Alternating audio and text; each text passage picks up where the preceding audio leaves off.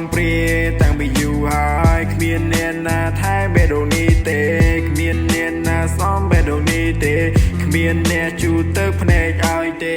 បេះដូងឈឺចាប់វាឈឺស្ទើរស្លាប់គ្មានអ្នកណាដឹងគ្មានអ្នកណាយល់រឿងខ្លៅឈឺពេកឆ្លនិយាយបងស្រាយដល់ចេញរឿងខ្លាំងខ្ញុំជួបដដែលខ្ញុំជួបឡើងសមទៅហើយរឿងខ្លាំងខ្ជិលបោស្រ័យច្រើនបឺតមាត់ដែលចេញ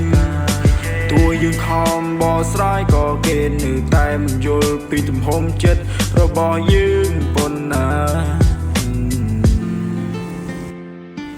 បេះដូងឈឺរាប់រយដងដល់តែអូនក្បត់សន្យាអូនក្បត់ពីសម្បត្តិអូនរន់ទីយោជន់ទីបីអូននៅមុនក្រោយខ្នងទាំងពីយូរអូនទុំបងដោយកូនក្មេងអូនបោកបន្លែងជាមួយនឹងបងអូនថាបងនេះមិនចេះឈឺចាប់មែនទេថ្ងៃ14ជាថ្ងៃក្តីស្រឡាញ់គេទិញកាដូជូនគ្នាទៅវិញទៅមកចំណែកខ្ញុំវិញថ្ងៃ14ជាថ្ងៃដែលខ្ញុំឈឺចាប់តើអ្នកណាចង់បែបនេះតើអ្នកណាយល់រឿងនេះ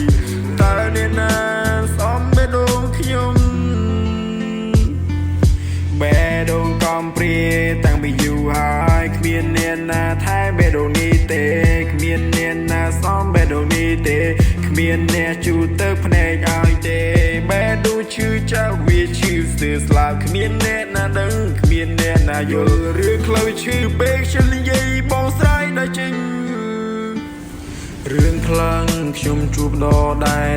លខ្ញុំជួបឡើងសមទៅហើយរឿងខ្លាំងខ្ជិលបោស្រ័យច្រើនបឺតមាត់ដែលចេញតួយើងខំបោស្រ័យក៏គេនៅតែមិនយល់ពីទំហំចិត្តរបស់យើងប៉ុណ្ណា